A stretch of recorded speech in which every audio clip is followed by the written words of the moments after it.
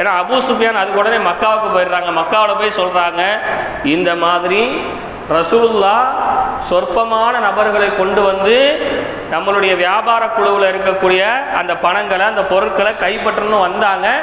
நாங்கள் வேறு வழியாக அனுப்பிச்சிட்டோம், வந்துட்டோம், நம்மளுடைய பொருட்கள்லாம் பாதுகாக்கப்பட்டுருச்சுன்னு அபூ சுஃபியான் சொல்லவும் அபூ ஜஹல் சொன்னா, இவ்வளோ கம்மியாக இருந்துக்கிட்டு ஆட்கள் பலமே இல்லை, படைபலம் இல்லை, பணபலம் இல்லை, ஆயுத பலம் இல்லை, ஒன்றுமே இல்லை, பலகீனமானவங்க அவங்களுக்கு அவ்வளோ தைரியம் வந்துருச்சா?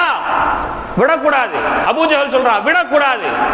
இந்த பதில வச்சு முஸ்லீம்கள் இருந்ததற்கான அடையாளமே இல்லாம அப்படி அழிக்கணும் அப்படின்னு சொல்லி அபூ ஜஹல் ரொம்ப ஆக்ரோஷமா பேசுறான். அபூ சுஃபியான் சொன்னாங்க, ஏன்னா அபூ சுஃபியானுக்கு ரசூலுல்லாஹ் பத்தி நல்லா தெரியும். ரசூலுல்லாஹ்